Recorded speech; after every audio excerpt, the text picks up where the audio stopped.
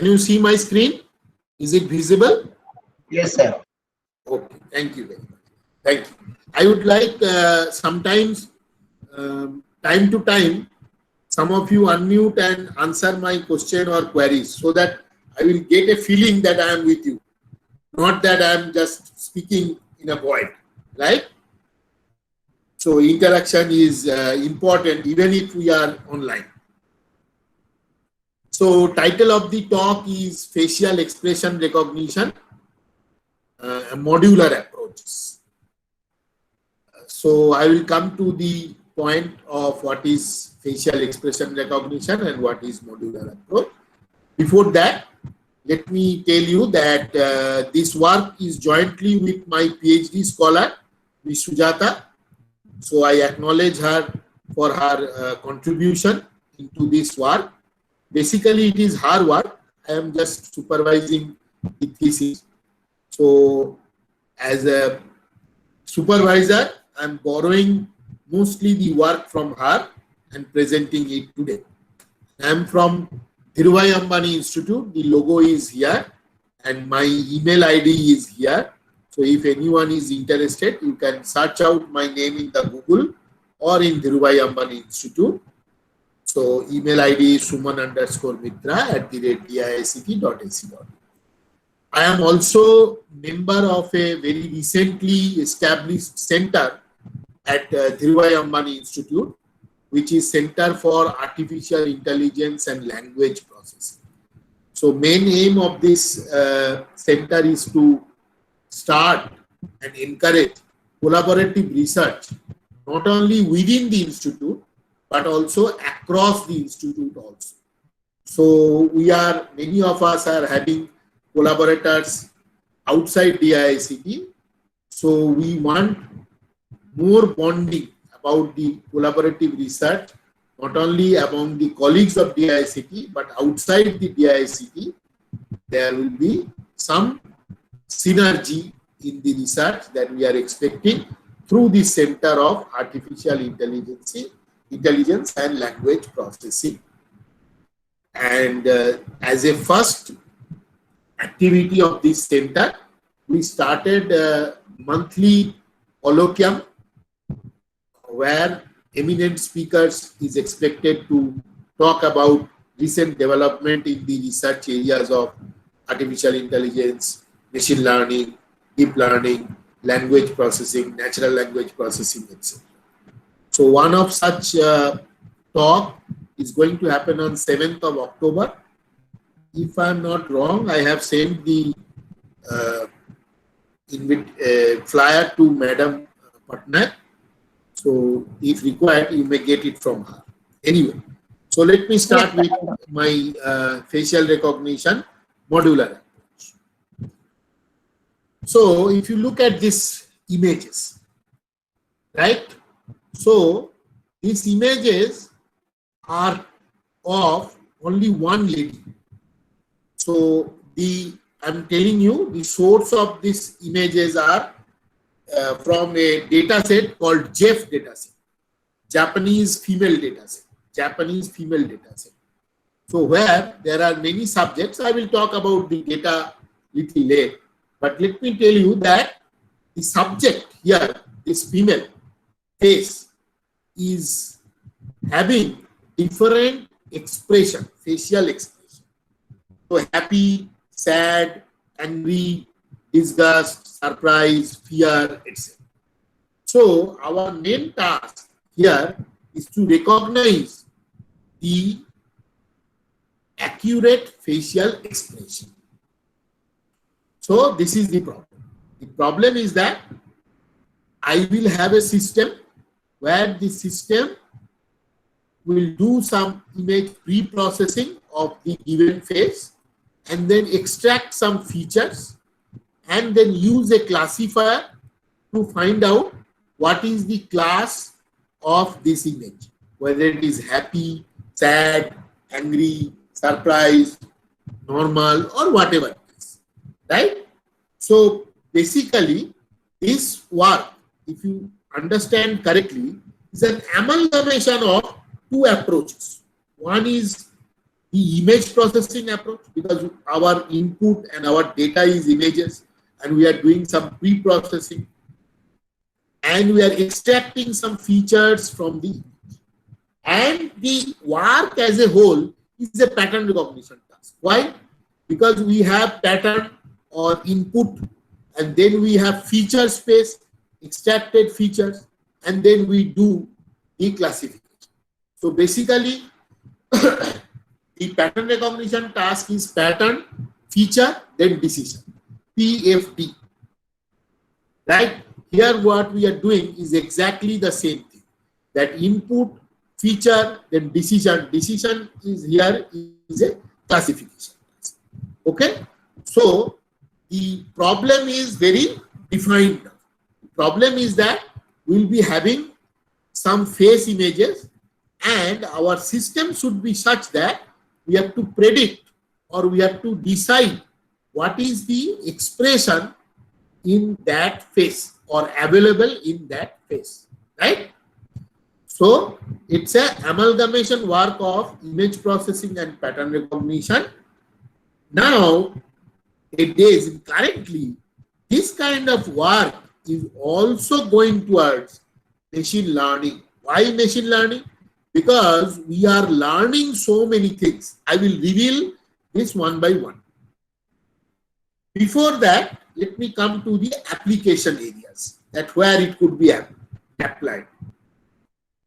Security is one of the area where the face biometry is being applied extensively, right? Extensively.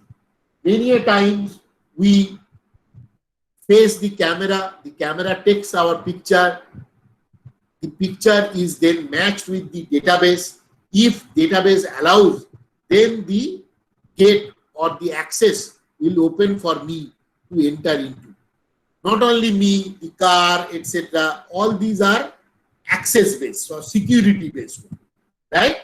Car parking, again, there is a camera. It takes the license plate of the car and then give access to the car inside the parking area, or may deny the access. So security is one of them for which the face biometry is playing an important role.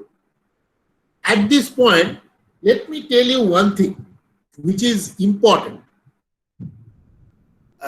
as far as research is concerned, because I believe that all of you are participating, not only would like to hear from the expert what they have done, but would like to gather some knowledge so that new area can be explored by all of you individually or maybe collaboratively, right? So another area of this biometry or face biometry related is coming out very recently and is becoming very popular also. What is that? That is spoofing, face spoofing, or the area exactly known as face anti-spoofing. So what is the meaning of face anti-spoofing?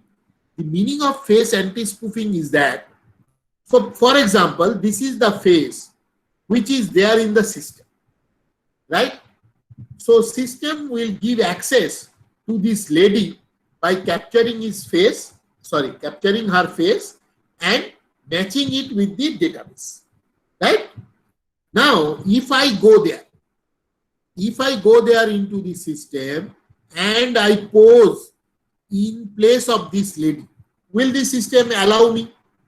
Obviously not, because my image is not there in the system. But what if I take a printout of this lady's face and hold it in front of my face and face the camera? So what camera will observe? Yes, tell me, what camera will observe? Face of lady. Right. So will it give me access then? Yes. Possibly yes. Possibly yes. Possibly. Yes. Because the camera is only taking the picture which is shown to the camera, right? So possibly the system will give access to me. So I am an imposter. I am a fake. So I am actually fooling the system. I am fooling the system. So this kind of a process is called face anti-spoofing. So another area of work is coming out as to understand in the face biometry whether it is a real face or a fake face. Got it? So that area is face anti-spoofing. That area is very popular right now, and there are lots of work going on in that area also. I am also working in that area through some of my students, because nowadays I cannot claim that I work because I am not working. My students are working. I am only supervising or giving them advice and claiming that I am part of the work also. Okay. Now, video conferencing. Yes, video conferencing is very important because in today's era, like today, we are online, right? So I cannot see your faces, right? If I cannot see your faces, it will be very difficult for me to understand whether you are with me. That are you understanding? Are you interested? What is your face gesture or face expression? Whether you are satisfied or dissatisfied, whatever it is, right? So that thing is very important for an online process, which we call a video conference. Then affective computing, again, this is a new area. The face biometry spoofing is coming under this affective computing also. Then medical one, yes, the medical one, that means we have to actually give monitor the patient's facial expression to know whether the patient is very in pain or not in pain, or whether the patient is absorbing the pain or is trying to express something to the medical practitioner, etc. So in that case, medical one is also an application of this facial expression. And finally, the fifth one is behavioral science. So this is, I give you a very specific example that many a times the psychologist or psychiatrist, they observe the patient face very, very minutely in detail, so that they get many things from the facial expression or face gesture of the patient, right? So for them, this kind of a system where it will capture the express face images and tell us about the expression of the input image or input face will be very much in demand, right? Now let me go to a little bit into the databases and techniques that are usually observed in the literature of face expression or facial expression recognition, right? So I start from the era of 2007. So that means almost 13-14 years ago, right? So that time, though face recognition problem is very, very old problem. It is almost 35 years old problem. But I am talking about the recent development of the facial expression recognition, right? Facial expression recognition. So you can see that one of the, I only mention you the key papers.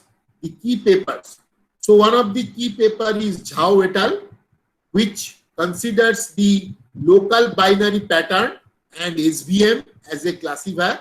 So local binary pattern was used for the feature and SVM was used for the classifier, and they proposed the something like facial expression recognition problem, right? But they used a data set which is under the lab environment. under the controlled environment, under the controlled environment. So the subjects are asked to give expression in front of the camera in a controlled environment.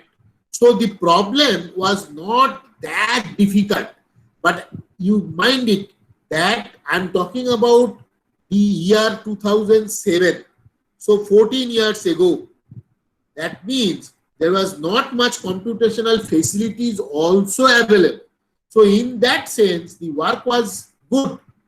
But in today's era, in 2020, we can say that those are only initial work, right?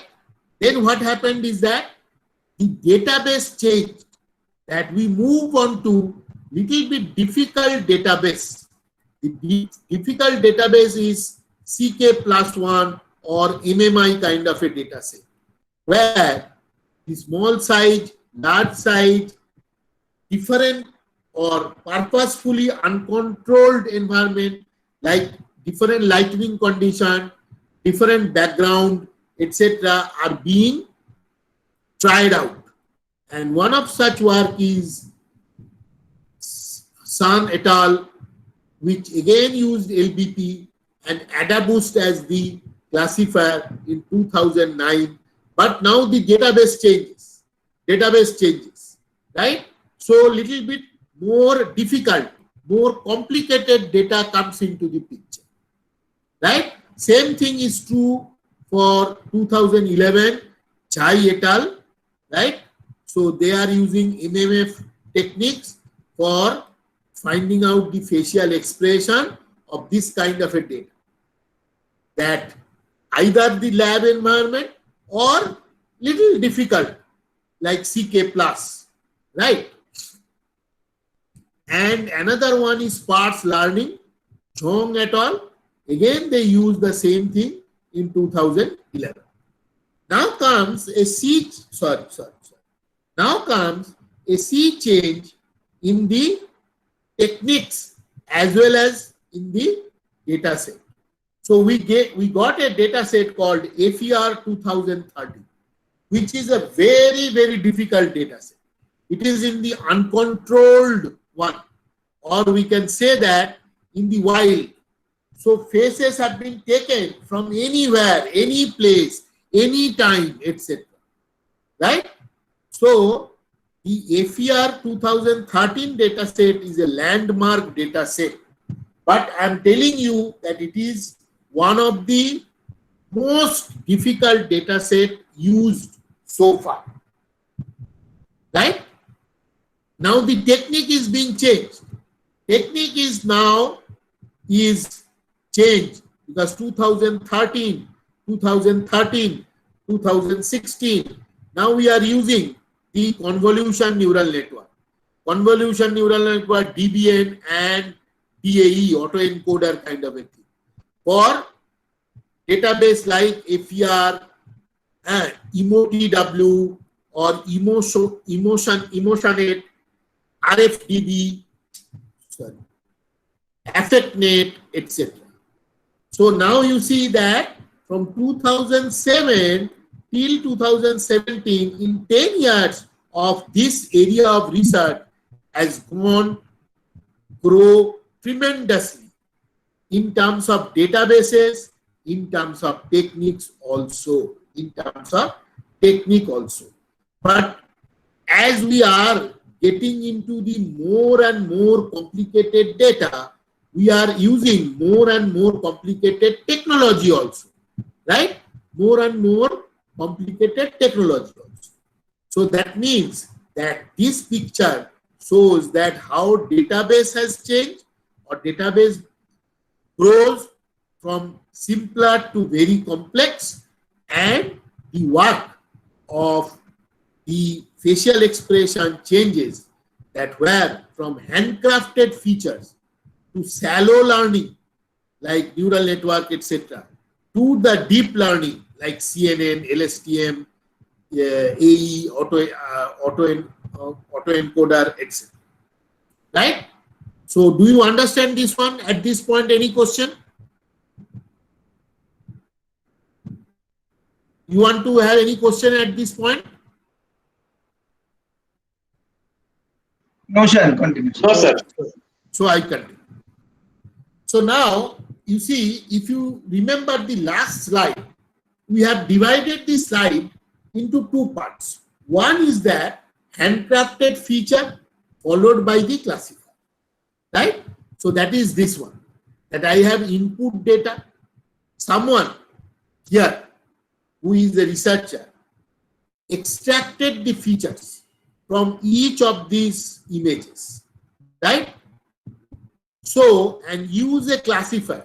So first learn the classifier like SVM or K nearest neighbor, whatever it is, right? So that kind of a learning is happening through learning this classifier. And then we get a test image into the classifier and we get a decision making system which says the output, whether it is happy, sad, angry, or whatever it is, right? So this is nothing but handcrafted features. So I can use n number of features, different features, and I can justify why I am using that kind of a feature, right? And then I make use of a classifier to learn through the training data, and then I test my classifier or system through the testing, right? That is one part. So basically, if I go back, so this is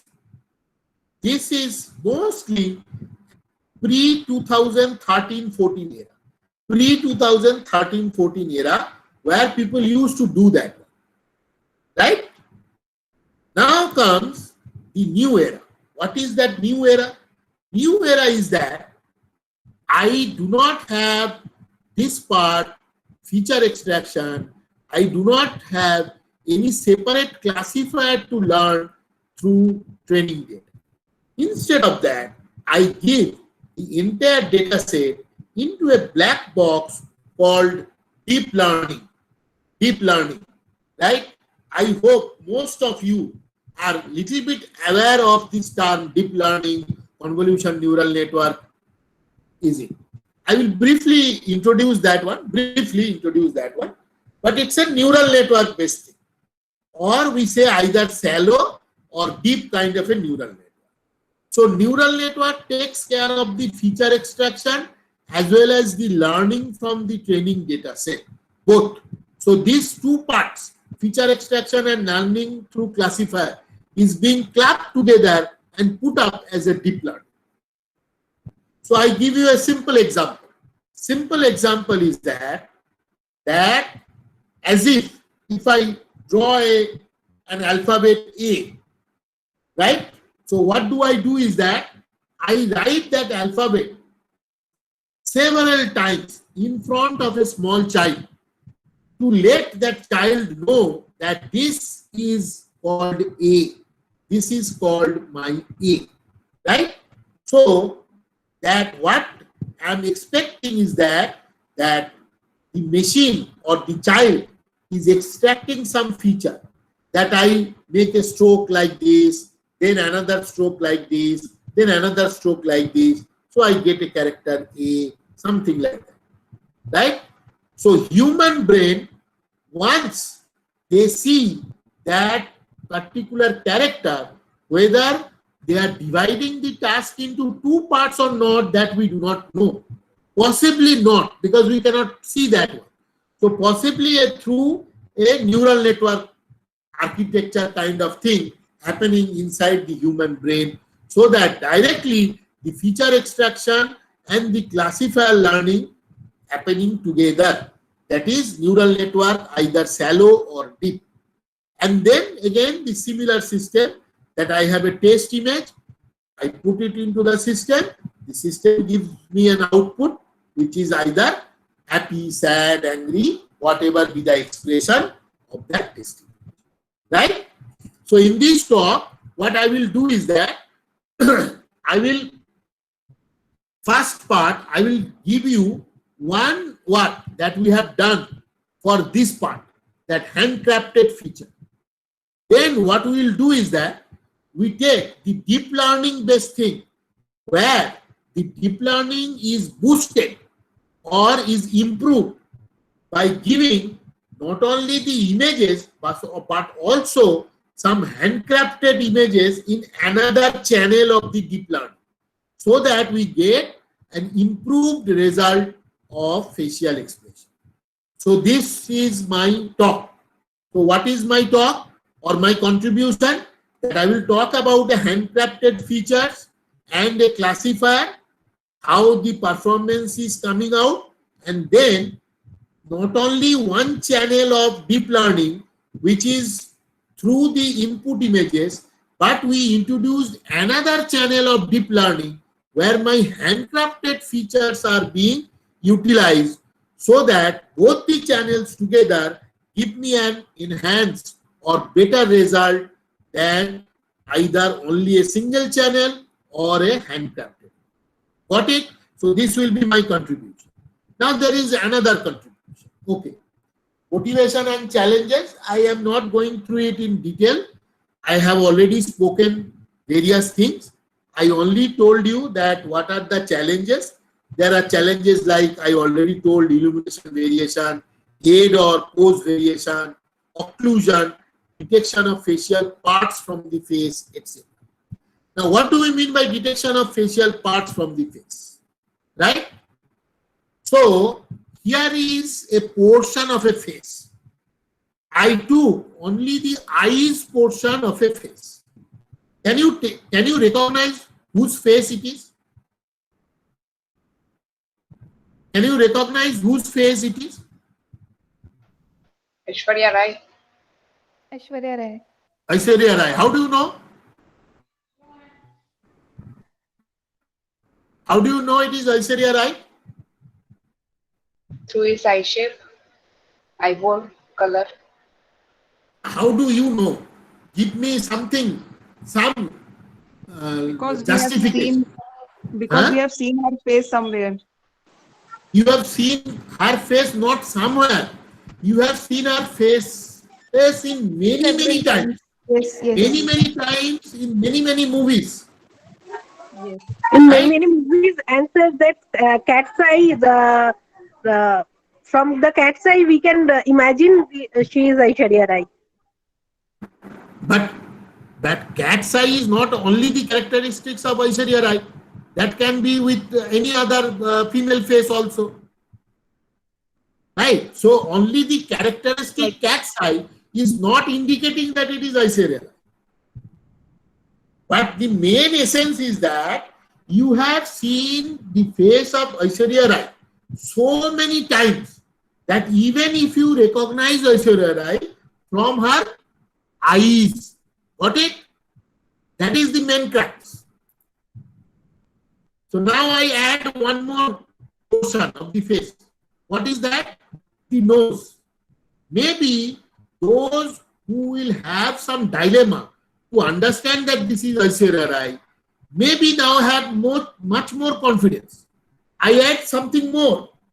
Maybe some more confidence that it is Aishwarya Rai. I add some more. So what I am adding, be very particular about it. The eyes portion, right? The nose, the lips, and the furrow. What is furrow? Furrow is actually the forehead, which is at the middle of two eyebrows. Two eyebrows. That is furrow, right? So mid portion of the forehead, eyes, nose, lips. Either any one of them, or maybe combination of them, or maybe all of them together, give me a complete picture of Aishwarya Rai. I need not to look at the entire face of Aishwarya Rai. Got it?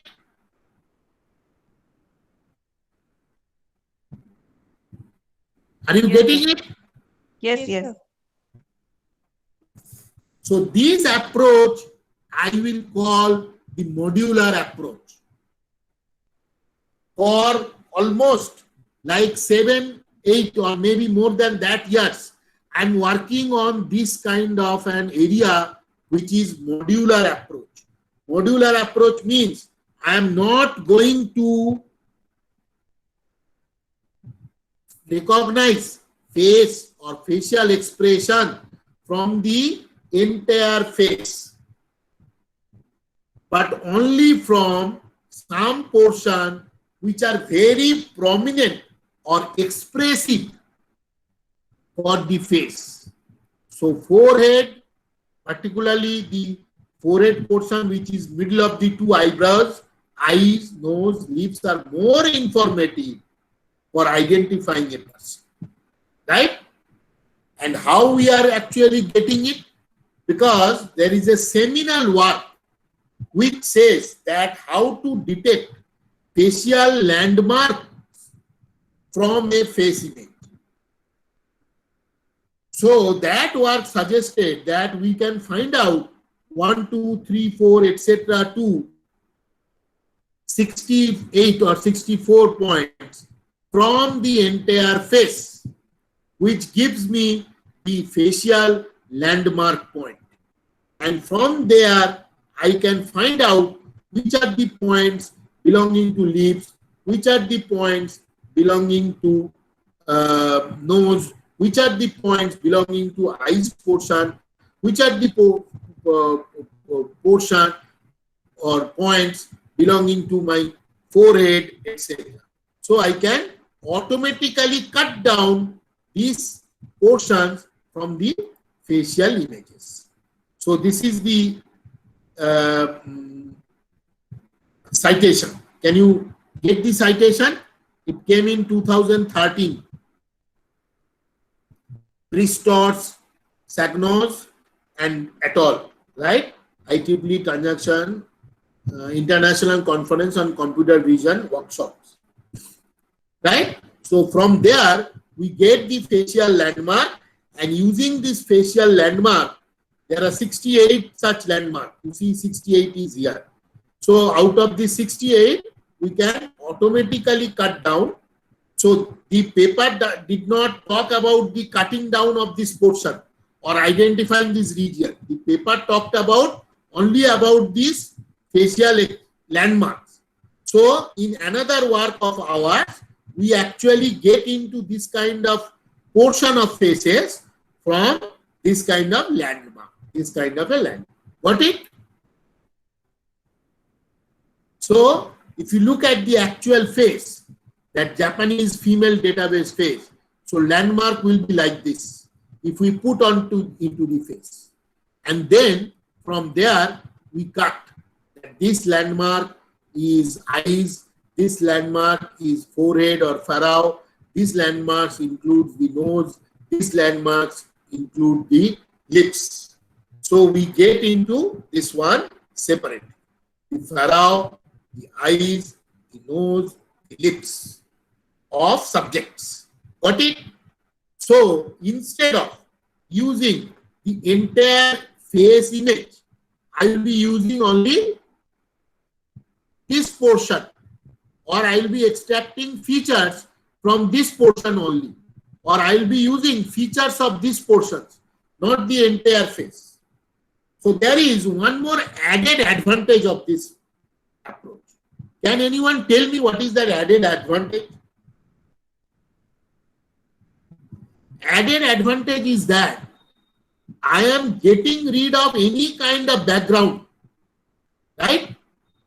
In many cases, I am getting rid of the background and sometimes some head position, different head position, or little bit of different illumination I am getting rid of. So the challenges I talked about,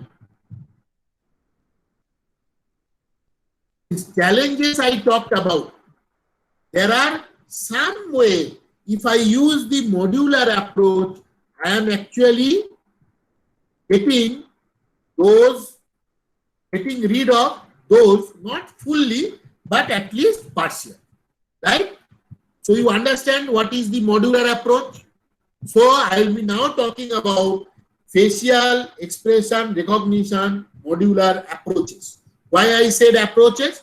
because in the first part, I will talk about the handcraft feature, and in the second part, I will talk about how we utilize the DNN or CNN to improve the result. Okay? So for all these phases, I am getting the modular parts or parts of the phases cut down using this process. Got it? For all the phases. And I will be using only this portion of the phases. Now come to the handcrafted feature. The handcrafted, one of the handcrafted feature that we used is called TFP, Taylor Function Pattern. All of you must be knowing what is a Taylor series theorem, right? Taylor series theorem. Taylor series theorem said that if I have a function f defined on interval AB and an integer, positive integer n, such that f of n minus 1 is a continuous on AB.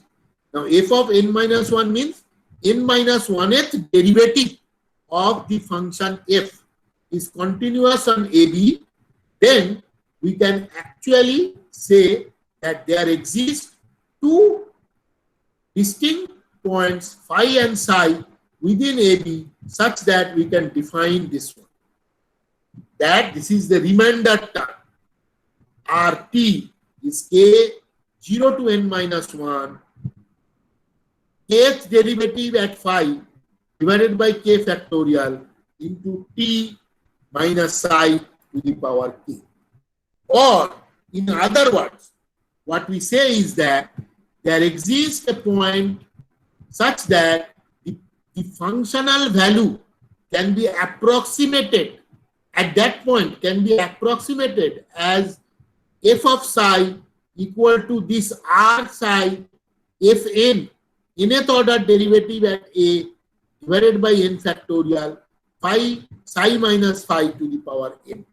So basically what I am saying, or what Taylor series theorem tells us, that a function defined in AB can be approximated for a small interval, through a series containing the derivatives of the function, first order, second order, third order, fourth order, fifth order, up to the n minus nth order. Now this n can be 2. If n is 2, then I can approximate the function by first order. If n is 3, then I can approximate the function by second order, and so on, so forth. Right? So that is the function approximation theorem, the Taylor series. Now what is happening, that if we take one-dimensional Taylor feature pattern, that is our main contribution. So let me see to this one. What is this one? This is not exactly our contribution. This contribution is by 2017 by Ding et al. Right? What they did is that they utilize this Taylor series kind of a function for the digital image. So for digital image, what they say is that if I have a 3x3 window of an image, the middle pixel of that image can be approximated by its neighboring pixel through a Taylor series-like function. What is the Taylor series-like function? So this is first order Taylor pixel feature express. So what is the Taylor series? That f1 is PC, that pixel value at the center is approximated by this one. That f0 phi PC minus phi to the power 0, then first order derivative of phi, then PC minus phi to the power 1 by 1 factor. So here what we are using? We are using only the first order derivative. So we call it a first order Taylor pixel pattern, right?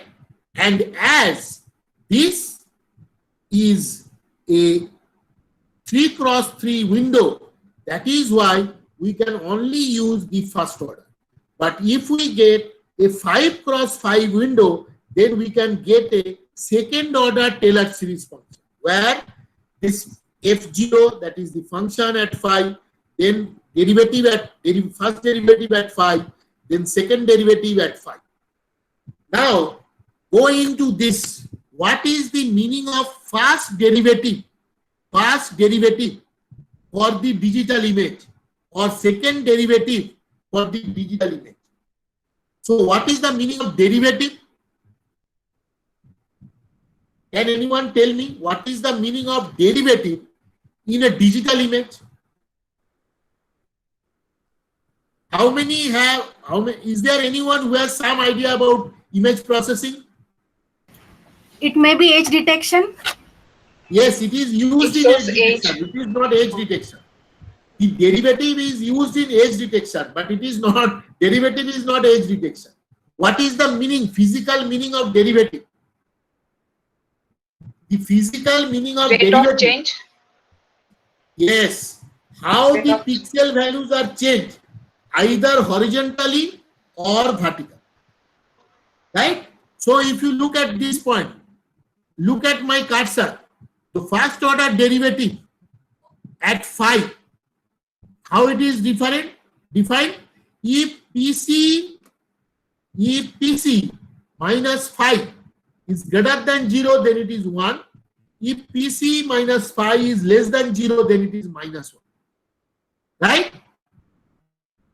So this way I derive, not I, this king derive the first order derivative. And PC is the central value and phi is what? The neighboring values. Neighboring values. Phi is neighboring values. Similarly, how the second order derivative is defined? Second order derivative is PC minus phi 1. PC minus phi 1. The phi 1 is in the just the first neighbor, and this phi 2 is my second layer of neighbors. Second layer of neighbors. If PC minus phi 1 and PC minus phi 2 is greater than 0, then it is 1. And if it is less than 0, it is minus 1. That is how the second order derivative of the digital image is being derived. And they use this kind of approximation of the central value as the Taylor series approximation of the image. So, and now how the Taylor feature pattern is defined? Taylor feature pattern is defined by this, that if that I will define either 0 or 1 by the entire 3x3. How? If PC is greater than its neighbor Pj, then it is 1. If PC is less than its neighbor Pj, then it is 0. By this way, I define the Taylor series function. I am not going into the detail of this one because this is now this one, the converting the logarithmic Laplace LL domain.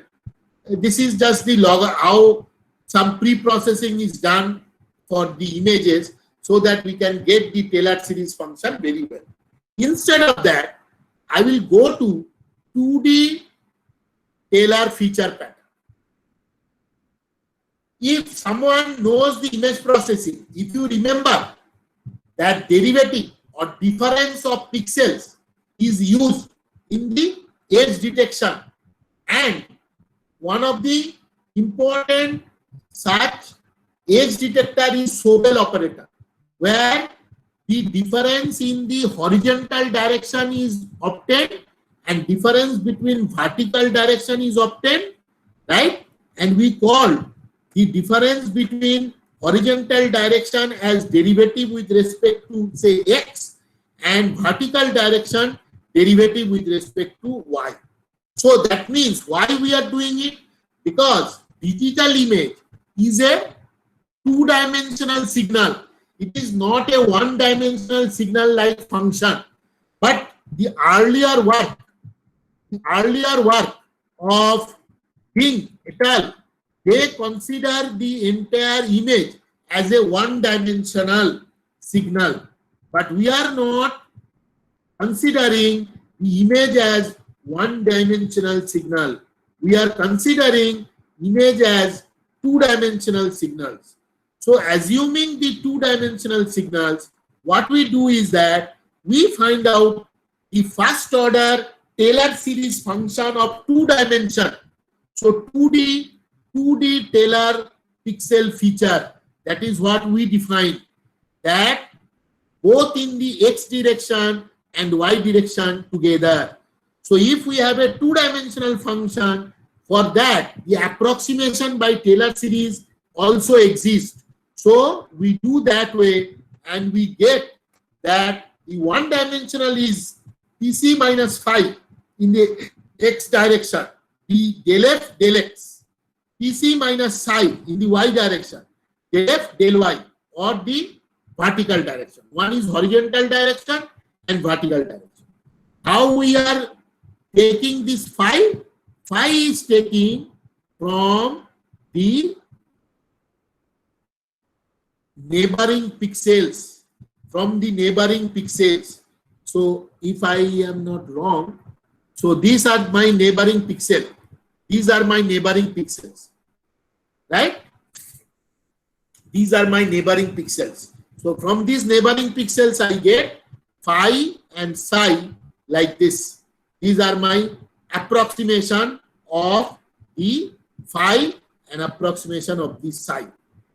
And then I take f of phi psi equal to phi plus psi by 2. And del f del x, similarly I get now not 1 but half if PC minus phi is greater than 0, and minus half if PC minus phi is less than 0. And del f del y is half. Because you see, in the proposal by Ding et al., they consider one dimension. Now we are considering two dimension. Two-dimensional but first order. And again we also use two-dimensional of the second order. Second order derivative is also considered. Del 2f del y square. Del 2f del x del y. Del 2f del x square. Right? And similarly we define the phi 1, psi 1, phi 2 and psi 2. So how the phi 2 and psi 2 will be defined? Not only 3 cross 3 window, now we have to get 5 cross 5 window, right? From there, we get phi 1, psi 1, phi 2 and psi 2 and get the approximation of the center pixel by this. Here, the derivative is again defined by this. Del f del x we already defined, del f del y we already defined. Now, how is del 2f del x square? It is 1/4 now. 1/4 PC phi 1 into PC phi 2 greater than 0 and minus 1/4 if it is less than 0. Similarly, del 2f del y square is 1/4 of this, and del 2f del x del y is reverse. Now it is PC minus phi 2, PC minus psi 2 greater than equal to 0. Then it is 1/4. And PC minus phi 2, PC minus psi 2 less than 0 is 1. Right? So this way we define two-dimensional Taylor series of first order and second order. Right? And similarly, how we define the feature pattern? Feature pattern is same as what Ding et al. Proposed. That I have S of two functions, fnpc, fnpj. So if the approximation at PC is greater than pj, it is 1. If approximation at PC is less than approximation pj, then we get it 0. So that is how the Taylor series pattern or TFP, Taylor feature pattern of 2D is obtained. 1D was existing by Ding et al. We improved it into 2D and we get the 2D Taylor feature pattern. 2D Taylor feature pattern. So that is my handcrafted feature, 2D TFP. And what are the classifier that we use? Classifier that we use is SVM and KNN, K-nearest neighbor. I'm not going into the detail of support vector machine and K-nearest neighbor. I hope most of you know because you are taking part in this STTP, which is in the machine learning areas, artificial intelligence areas. So you know very well what is SVM, KNN. But the only thing is that in KNN, what is the distance measure? So we use 3 different distance measures. The Euclidean, as usually it is used, then chi-square distance, as well as histogram interaction, histogram intersection distance, DHI, right? And the database we use is JF dataset, video dataset, CK plus dataset, and Olucasia. As I said, that CK plus dataset and Olucasia, these two datasets having many challenges, but the JF dataset and video dataset is little simpler dataset. So these two datasets, JF and video, are little bit simpler dataset, but CK plus and Olucasia are complicated datasets. So these are the description of the datasets. I think I have already given my PDF file of my presentation to Madam Patnaik. So Madam Patnaik will share with you. So I am not going into detail of each and every slides. Rather, what I am doing is that I am giving you the more emphasis on what is the justification or why we are doing. So this slide says the details of all the data set. I am not going into the details of the data set.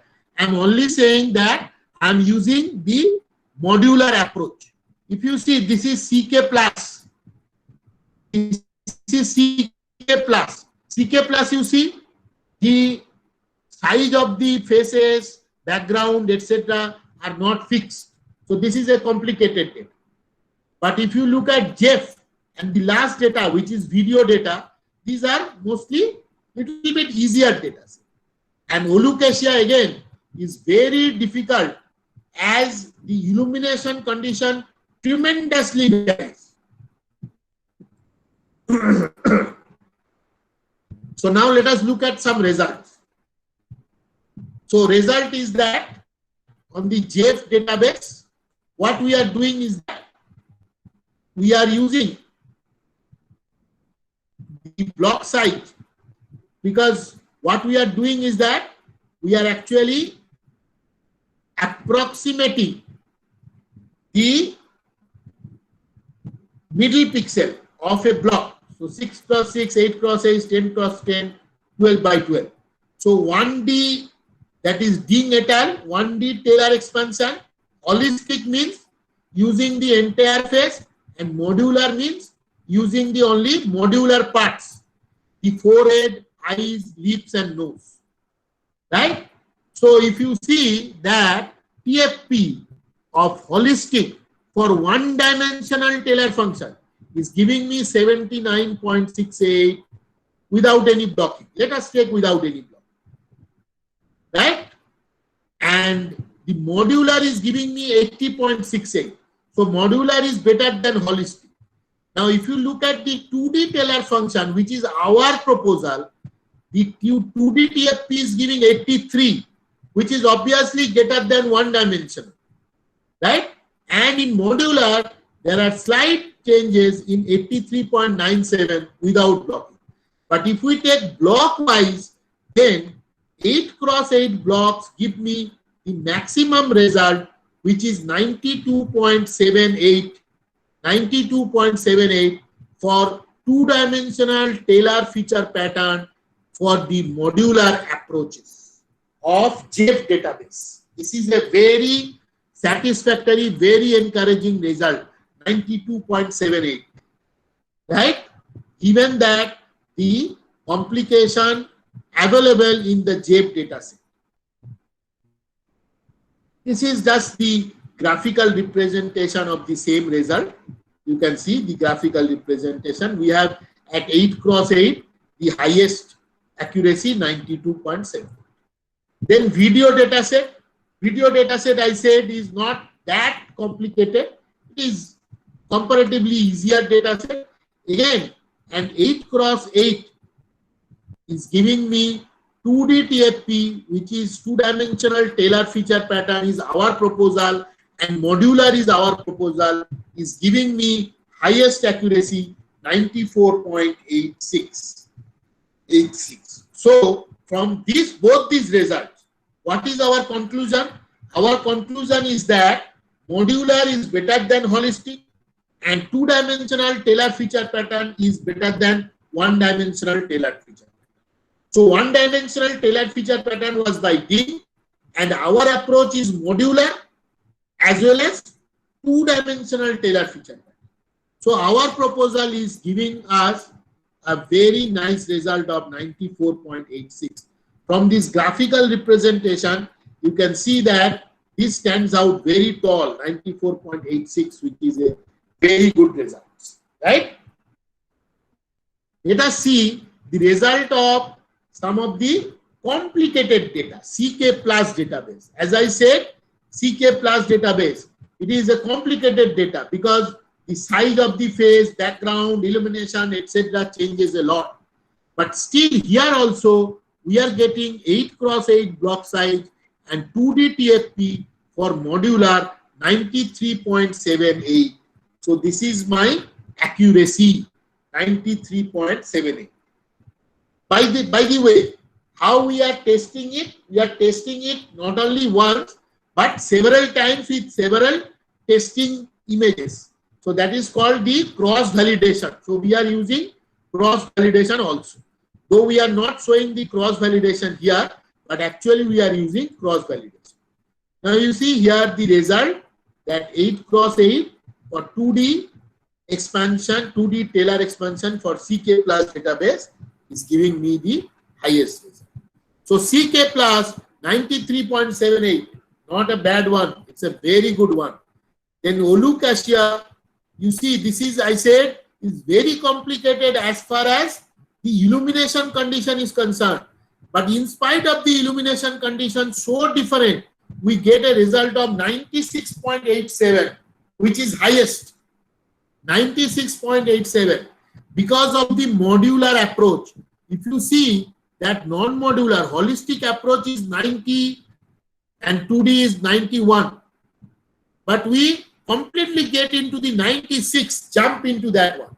So very initial stage, I told you that one of the justification for using the modular approach is that the overall illumination condition can be ignored to a large extent because we are not using the entire face with the background. We are using only some limited portion of the face.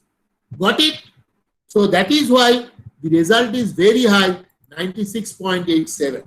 So again, this is the result only 2D Taylor series expansion of Olucasia. Only 8 cross 8 block size gives me the highest result.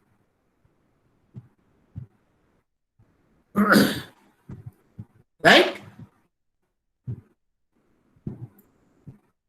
Now come to the DNN and CNN little bit. I will go through it very quickly. Madam, do I have time? I think I have. I can finish it. Okay, I sir. hope you all know that. I hope most of you know this CNN one. and DNN little bit I have said, and afternoon also we have a hands-on session on CNN. So you can just tell everything. I am not going into the detail of that one. Okay. Only thing is that I am saying that there are some input layer. From input layer to some hidden layers, the information is being passed, and finally in the output layer, we get a decision. What we are doing is that whatever loss we are getting, the loss is being minimized. the loss is minimized using a gradient descent and a back propagation method. That we go into the loss and the loss is minimized by a back propagation method, which is a gradient descent. So gradient descent, that we have slope, so positive and negative, and we actually want to get into the minimization. So what we do basically is that W new, we update this weight as W new equal to W old minus eta times del L del W21. So for this new W2. So this way, I hope Madam has already elaborated this one. So I'm not going into details of this. So I just skip these stages. How this one. Then convolution neural network also you have done, right, Madam? So, slightly, sir. Detail will be in this afternoon. Here also it is fine. Pulling convolution, that I have already said. Okay, then it is fine. I need not to go much detail into it. So what is happening is that instead of giving the input as a node in the neural network, here what we do is that we use a filter, and basically in the neural network we would like to learn the weights from one node to another node, and here we want to learn the filter, that how the filter is being used, so that this entire portion using the filter will get into a single pixel in the next layer. So input is one layer and output is another layer. So convolution, one of the example is that maybe a 6x6 image, and we get the filter like this, We use this filter 1 and filter 2 into these images, and we will get the result of the filter 1 and filter. So if it is filter 1, this convolved with this portion will get a dot product 3. If stride, then again we stride horizontally, same filter, we get another result. Then if stride 2, then 3, then minus 3, then another one, then this 3, this 1, this minus 1, this is minus 3, this is minus 1, and then a vertical stride, I get minus 3, and likewise I complete the entire thing, I get a completely new convolved image. So for this new convolved image, I can actually say that, you see, if you look at the filter pattern, all these are 1 and rest are negative.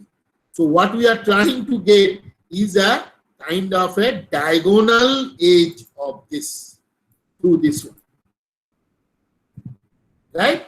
Filter 2 again, if you look at this, that we will have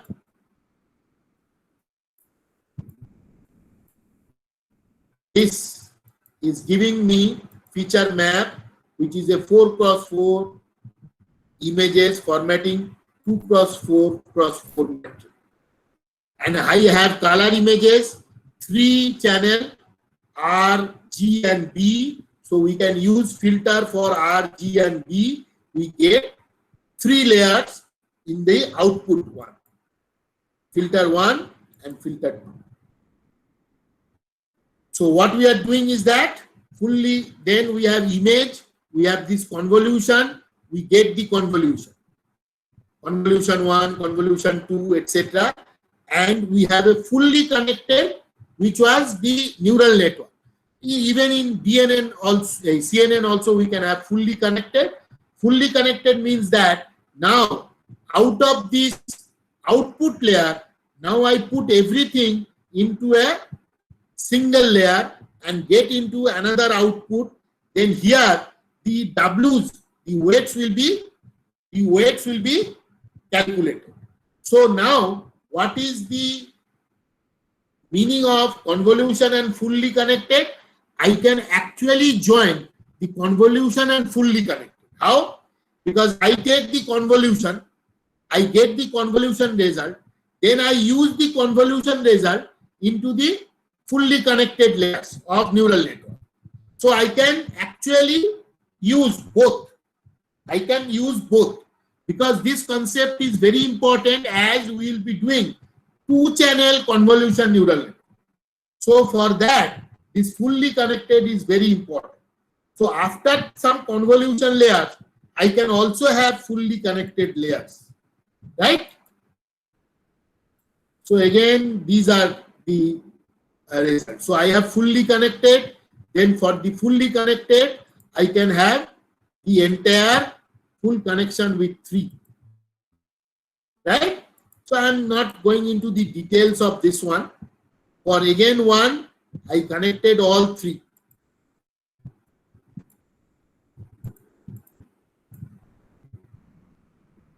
Then max pooling, madam has already told you, max pooling is that I can divide the entire layer into different parts, say 2 cross 2, and I get into only one, this, and get that this one is remaining. So filter 1 and filter 2. I get 2 cross 2, only one value, 2 cross 2, one value, 2 cross 2, one value, like this. So the entire convolution network will be convolution, max pooling, convolution, max pooling, and so on, right? So there will be some layers of convolution and max pooling. Some layers of convolution and max pooling. That's why I am saying that can repeat many a times. And once I have that one, I give it to fully connected feed-forward network. And this fully connected feed-forward network is giving me a decision whether it is happy, angry, sad, frustrated, or whatever it is, right? Now, what is our proposed architecture? Let us see this one. We have input images, right? We have input images. So, the module 1, feature extraction using VGG 16, fine-tune. This FT means fine-tune. So, what we are using is that we are using a VGG 16 network. We are using a VGG 16 network and fine-tune that to pass on the original input image, but not original input image, but its modular version, the forehead, eyes, nose, and lips, right? Then what do I do is that I have the forehead portion, eyes portion, nose portion, and lips portion. I use some pre-processing, which is histogram equalization and data augmentation. Why? Because in the data set, I may not have a large pool of images so that I can train my VGG 16 fine-tuned architecture. So I did some histogram equalization for getting new samples and data augmentation to get some new samples. I will come to that briefly. Then I do my feature extraction. That means this one for VGG face FT forehead, VGG face FT eyes, VGG face FT nose, VGG face fine-tuned lips. That I do it. So this is my convolution layers. So these convolution layers will be going on for some layers, and then I get into fully connected. And for this fully connected, what I do is that I take this fully connected and put them in a single node, single layer node. The single layer node from this to this, this to this, this to this, this to this. This process is called concatenation. I concatenated all the features from face, forehead, lips, nose, eyes, etc. all in the fully connected layer. I concatenated. This is called the concatenation. Similarly, as I said that I will be using two-channel DNN. In another channel, I pass on the 2D TFP. this 2D TFP I obtained from the previous one.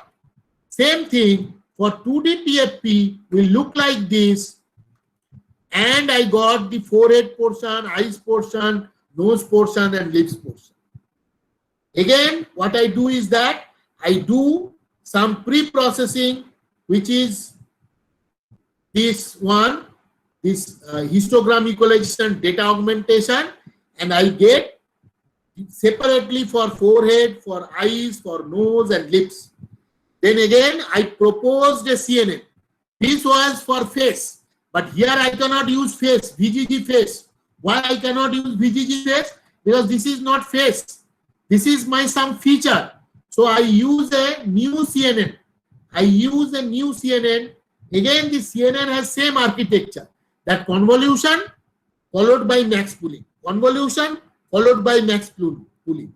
But not only in the whole image, but also for the modular approaches. Then after the CNN, I get it concatenated into one and get into a single one. Then FV1 and FV2 is get into a single layer, and then a fully connected neural network is trained, and the decision being sad, happy, fear, disgust, whatever is being said, right? So then this is again another concatenation. One concatenation is this, that from forehead, eyes, nose, lips I concatenated. For the face modular, passing through VGG face FT and two-dimensional Taylor feature pattern, passing it to one proposed CNN, and then the forehead, the eyes, nose, lips are concatenated. Then these two channels, the channel through which the original modulars are coming, channel through which modular of 2D TFP is coming, is concatenated to get a single layer of input to the fully connected neural network. Now after this, there will be fully connected neural network, and we get 1, 2, 3, 4, 5, 6, any 6 of this decision.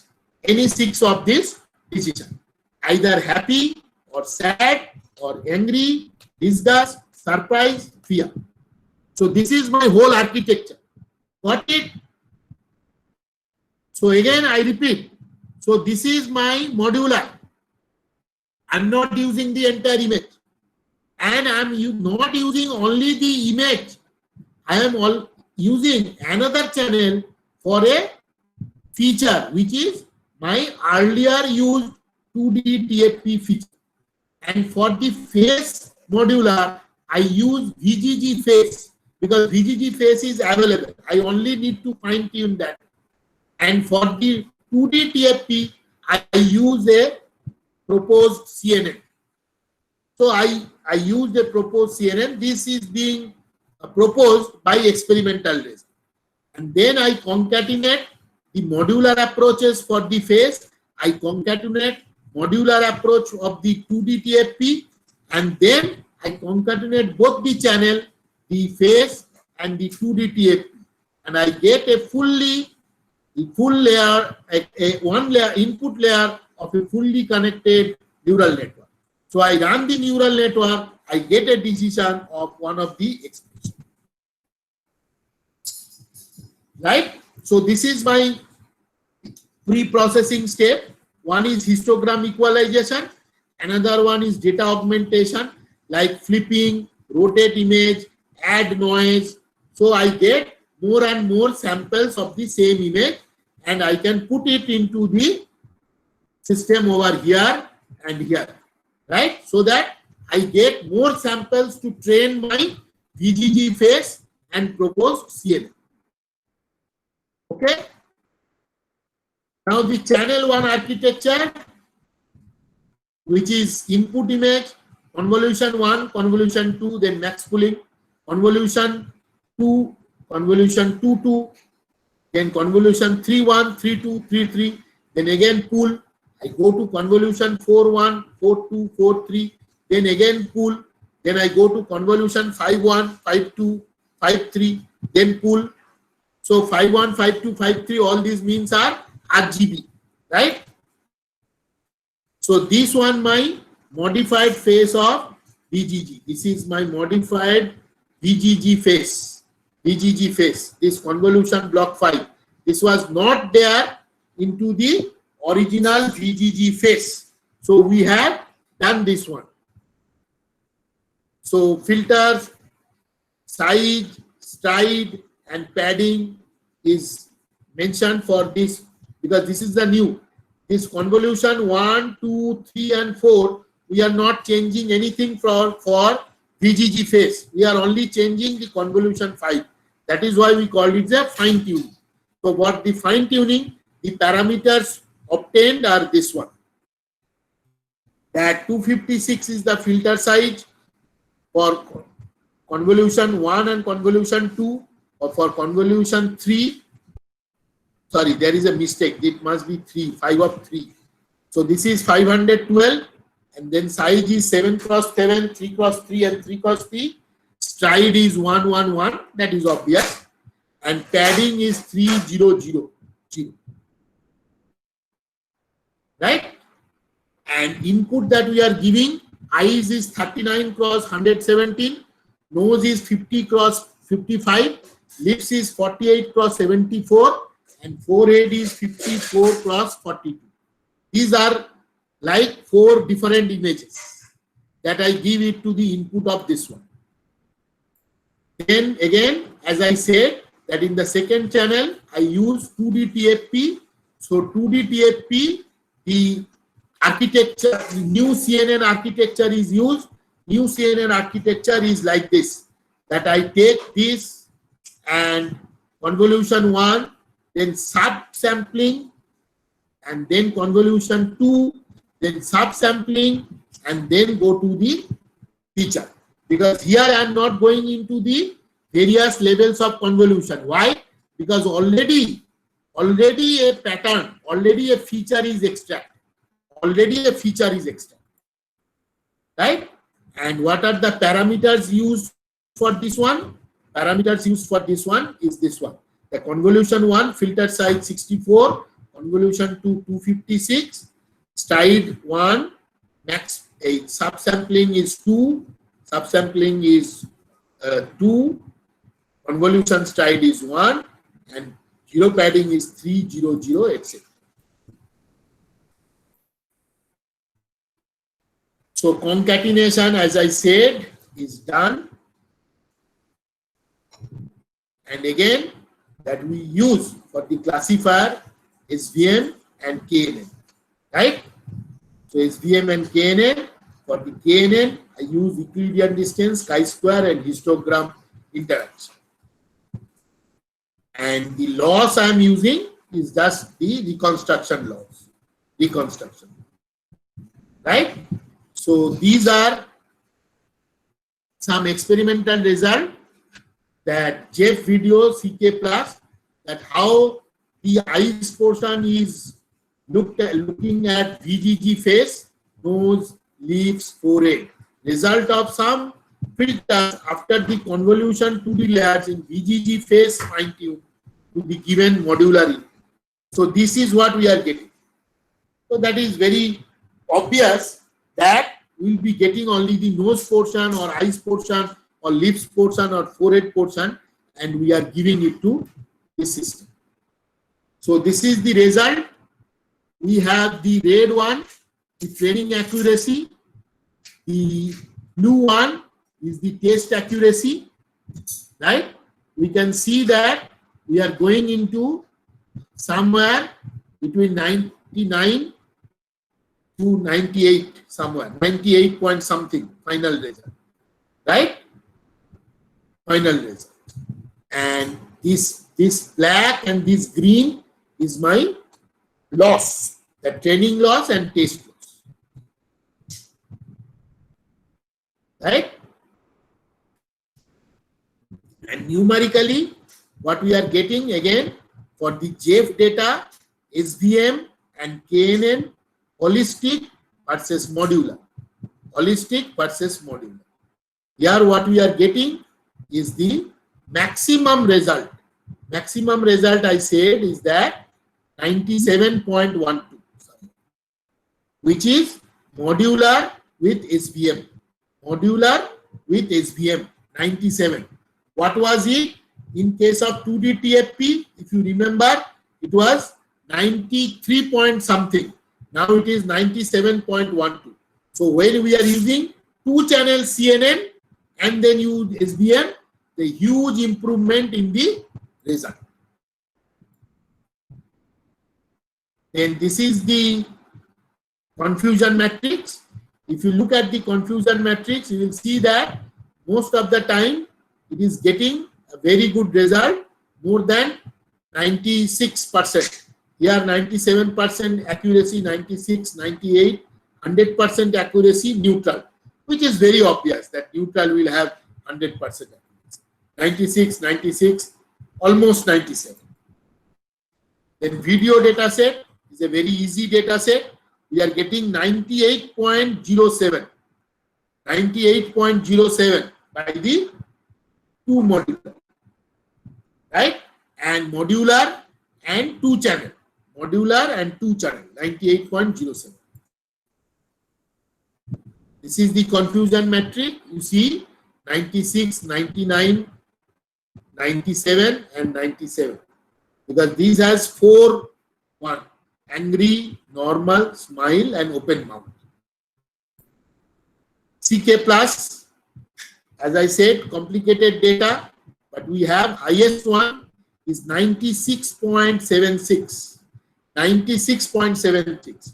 Modular, then 2-channel DNN followed by SVM.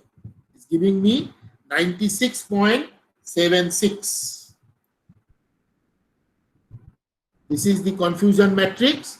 So little less in disgust. Little less in disgust. You can see that disgust is there. Angry and disgust, or disgust and fear, are close to each other. That is why some misclassification is there. Right? And here also that 2D, 2DNN, 2-channel DNN, modular, followed a modular 2-channel DNN followed by SVM is giving me the highest result, 97.67. 97.67. And this is the confusion matrix. If you see the confusion matrix, again disgust is with angry and fear is somehow little bit confused. And here also the sad is little bit confused with the disgust, right? But overall result is very perfect. Now expression at different intensity rate. So you see this is image 1, phase 1, phase 2, phase 2, phase 4, and it is happy. So most of the time you are getting happy, the highest one. Either, but image 1, if you see, image 1 is going into the mostly natural one. So this is little bit confusing, that actually it is happy but going into somewhere confusing. So here also you see it is angry, and most of the time angry, but angry is again the first phase is little bit confusing, which is coming out to be natural. So again the first phase out of these 4 phases is giving little bit difficulties. Here also the same thing, surprise, we are getting most of the time surprise is highest, but the first 2, 1 and 2 is giving natural as little bit higher side. So this is a confusion. And the 4th one, sad, again it is sad actually for most of the images except the first one. First one is coming out to be mostly natural. So the first image out of these 4 images is a little difficult to actually decide, but it is not being drastically differently decided. Most of the time, it is decided as natural. Now, the last slide that I will show you that how the modular approach works for this kind of image. Even if you see that images are very wild, ground truth is happy, predicted is happy. Ground truth is surprise, predicted is surprise. So these are very critical cases, but still they are being decided very rightly. So very successful recognition. But you see what is the difficulty level or complexity level of the images. Now we'll get more complicated images. More complicated images, these are not successfully recognized. So this is ground truth is fear, but predicted as surprise. This is ground truth is disgust, predicted as fear. Right? Ground truth is angry, but predicted as disgust. But if you see as a human being, you will see that maybe there is some doubt also. Maybe there are also some doubt. For example, whether this face, look at my cursor, this face, whether it is angry or disgust, is it very difficult to say whether it is angry or disgust. Right? Here also, it is fear or surprise, very difficult to say. Disgust or fear, very difficult to say. Sad or fear, very difficult to say. Surprise or fear, very difficult to say. So ground truth is surprise, but we are getting fear. Maybe it is fear, we do not know. Right? So some of the successful recognition of very complicated images and some of the unsuccessful recognition of very complicated images. So with this, I will stop and I will ask you for questions.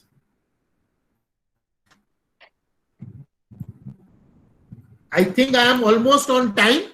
So there Yes, I will sir. give you more time for discussion or question answer.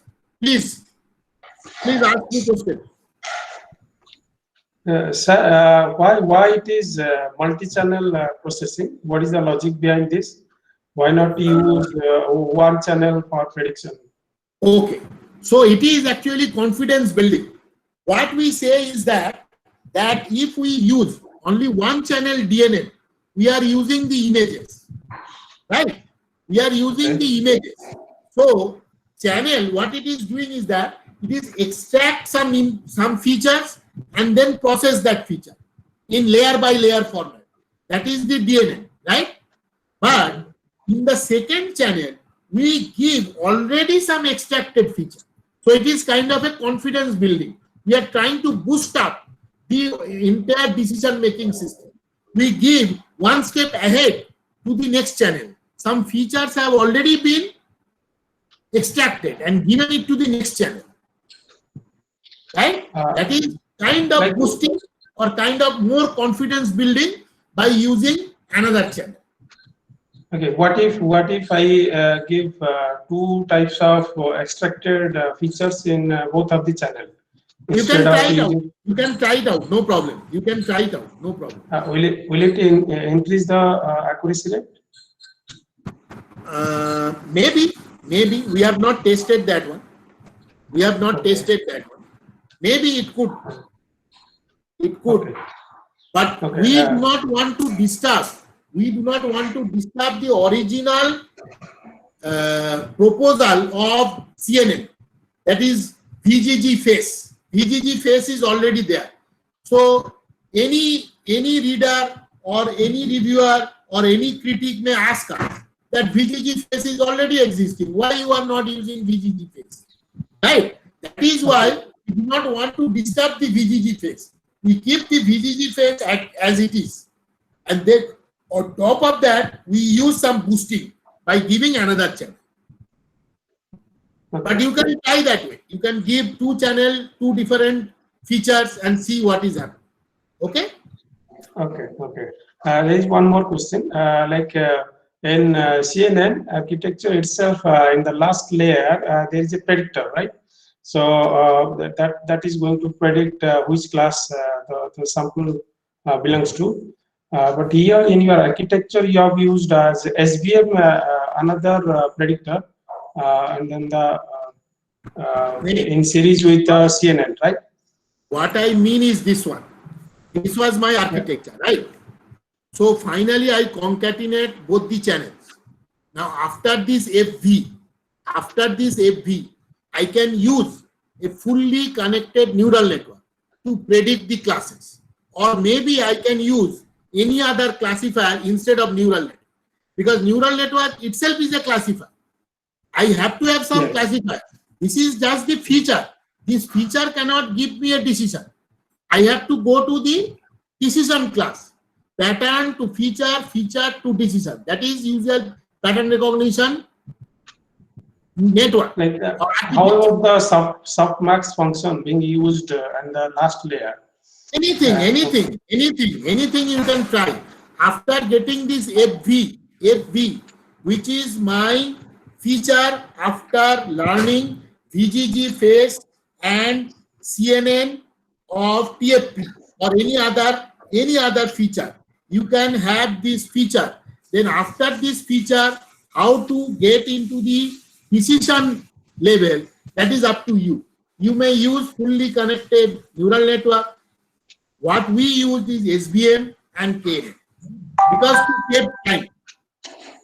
Because if it is neural network, again it has to learn so many things.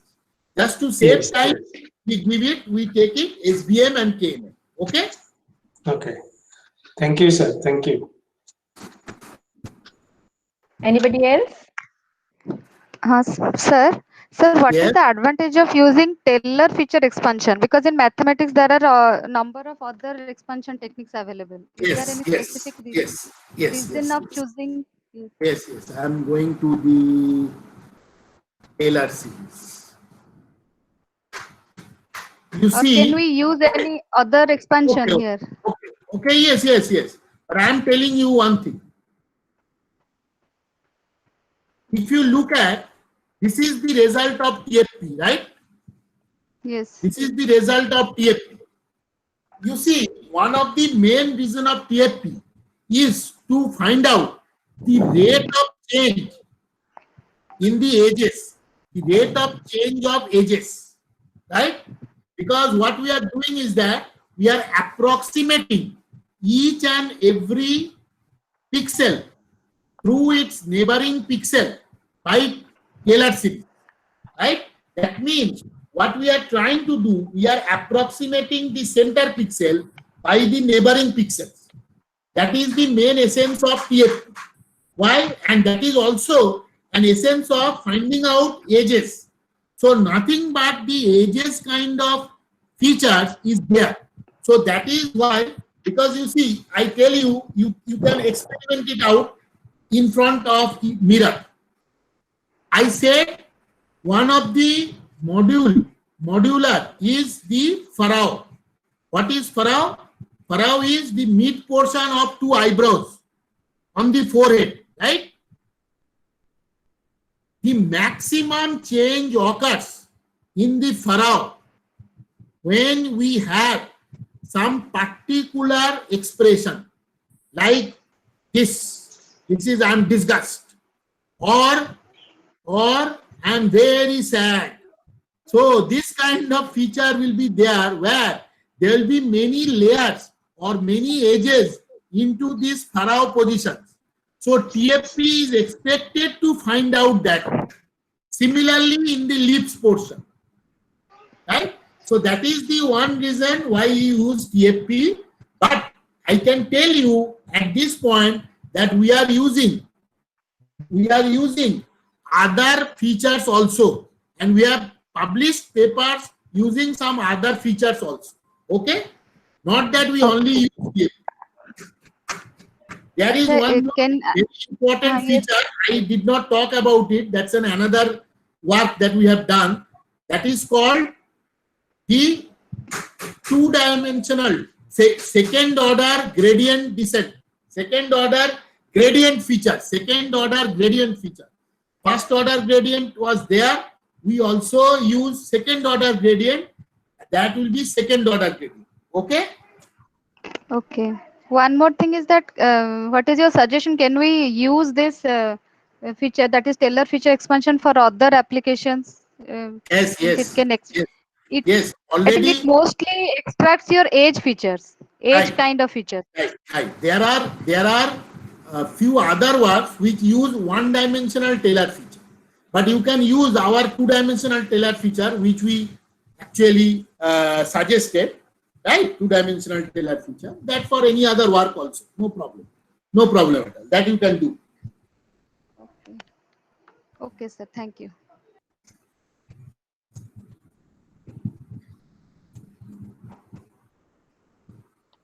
Anything Anybody else? else? I hope you enjoyed. Because Sir, I enjoyed at least. this is the first time I am talking about this work. This is the first time. Sujata might have spoken about this in her examination, etc., etc. But first time I am talking about it. Understand.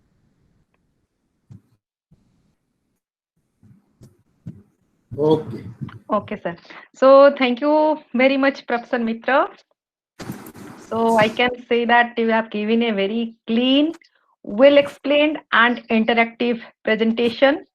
It is on face recognition. We all know that face recognition is a very well studied domain of research, but still it is challenging, maybe because of it has applications in many different domains. So day by day, the demand in terms of complexity of recognition is increasing. So I can find you have introduced many new concepts like augmenting the input, fine tuning of channel, having the classifier, different classifier SDM and KNN at the end. So thank you very much. Thank you, madam. Thank you for giving this opportunity. Thank you. So participants, let us take a break. Again, we'll meet at 3 p.m. for the third session Okay, of. thank you all for your presence. Thank you very much. So I leave the meeting, madam. Right? Yes, sir. Yes, sir. Okay, thank you. Thank you. Yes. Thank you, everybody.